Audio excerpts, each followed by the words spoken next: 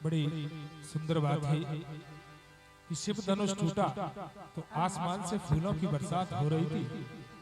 अरे शिव धनुष टूटा तो आसमान से फूलों की बरसात हो रही थी। फिर क्या था, माला लेके सिया जी आगे आगे, पीछे सखिया साथ हो रही थी। राम ऊंचे थे, सिया नीची थी, माला ढल नहीं पा रही थी। फिर क्या था, देवर और भाभी में आंखों में बात हो रही थी। देवर और भाभी में आंखों में बात हो रही थी। तो कह रहे अरे जब देखो उनको रूप तो कह रहे अरे जब देखो राम को रूप जाने की तन मन की सुध भूल गई। जब देखो राम को रूप जाने की तन मन की सुध भूल गई।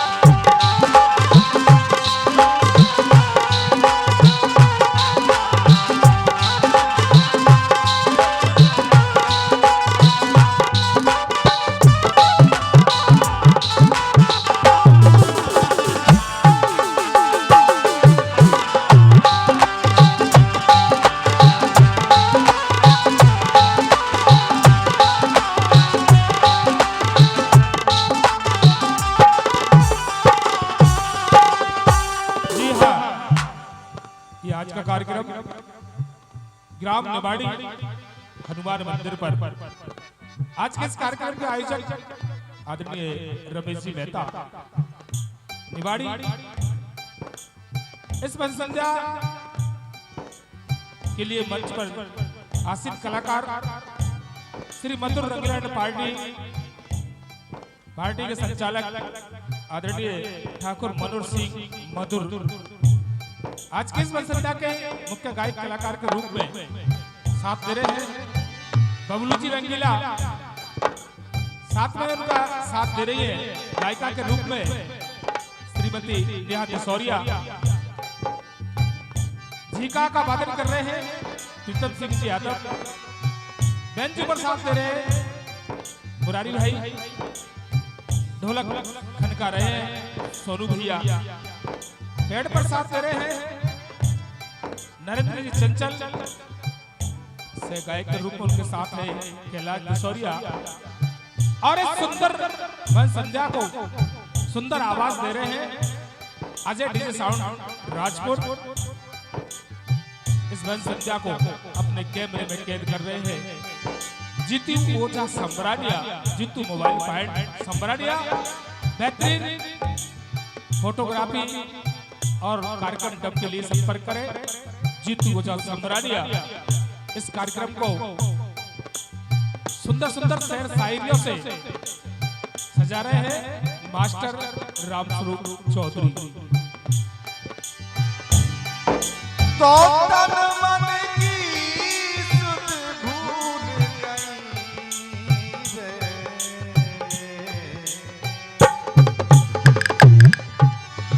ये तन मन की सुध भूल गई रे।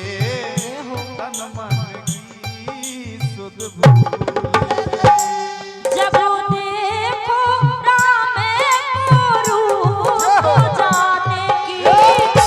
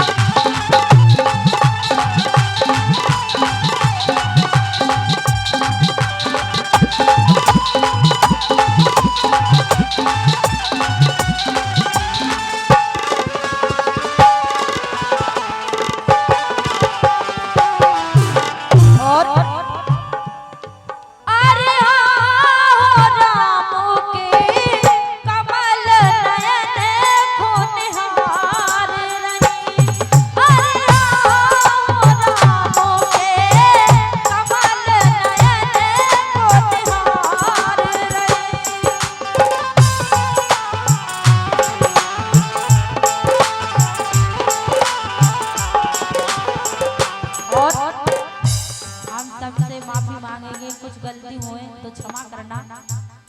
और वैसे हम कलाकार नहीं हैं और कुछ गलती होता अपना ही समझकर माफ करिएगा। इसलिए अरे हो रामों के